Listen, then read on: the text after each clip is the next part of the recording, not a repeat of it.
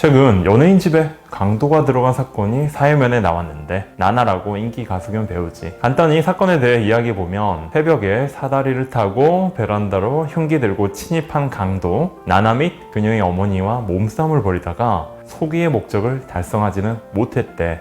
강도를 하려다 어머님은 크게 다쳤고 결국에는 돈은 강취하지 못한 채 긴급 체포가 된 사안이야. 이런 강도 사건에서 어떻게 흘러가는지 미래의 과정을 이야기해 줄게. 일단 기사에 정당방위 운운한 거 보니까 강도 이 친구도 신랑이 하는 과정에서 좀 다쳤나 봐. 쌍방 폭행으로 가서 자기도 맞고서 하려는 것 같은데 일단 쌍방이 안 될 거야. 쌍방이 나와서 하는 소린데 가끔 어디 술집이나 길거리에서 시비가 붙어서 치고받고 하는 경우에 결국 쌍방 폭행이 돼서 사건이 유야무야 끝나는 경우가 많은데 그건 길거리나 공공장소 등에 해당하고 어느 정도 공격 수비가 비슷한 1대1 싸움에 구도가 잡힌 경우야. 이 사건처럼 강도가 그것도 여성인 나나의 집에 그 새벽에 침입한 상황은 명백하게 공격자의 역할이 정해져 있어. 나나와 어머니는 수비, 즉 방어하는 역할이야. 신체상 차이가 있는 남성이 범죄자고 강도는 흉기도 들었던 상황, 미리 계획하고 들어갔었기 때문에 계획적인 공격 준비를 갖춘 상태. 반면 나나와 어머니는 여성, 새벽에 아무런 생각이 없이 방심할 수밖에 없을 뿐만 아니라 집이라는 폐쇄적인 상황이야. 흉기를 든 상대방을 방어하기 위해 신체적 침해를 가하는 것 외에는 달리 방법이 없어. 이런 이 종합적인 상황을 가정하면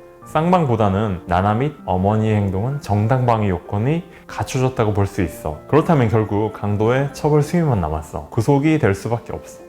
특수강도 상해는 기본 징역이야. 징역이라 어차피 감옥으로 갈 건데 이런 경우에 풀어주면 도망간다는 우려가 있다는 거지. 수사 과정에서 이 강도의 진술은 아마 이럴 거야. 전형적으로 자신의 범죄 사실을 낮출 수 있는 방향으로 포인트를 잡겠지.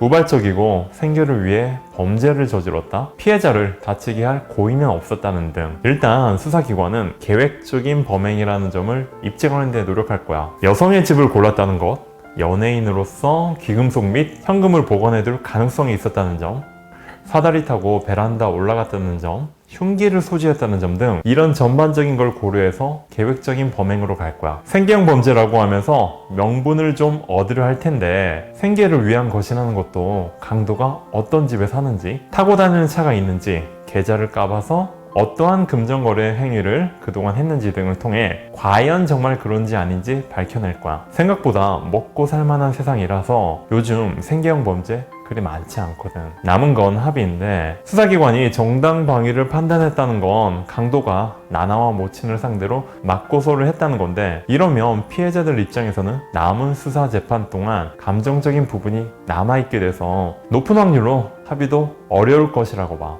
다만 범죄가 완성되지 않은 미수라는 점 등이 일부 유리한 사정으로 고려가 되겠지. 결론적으로 이 사건 특수강도 상해 혐의가 인정될 것이고 징역은 적어도 3년 스타트가 될 것으로 보여. 언론 사건이고 대중적 관심이 많기 때문에 5년까지도 상방은 열려있고 계획을 품고 들어간 강도 입장에서 나나와 그녀의 모친이 이렇게까지 거세게 반격할지는 전혀 계획이 없었을 거야.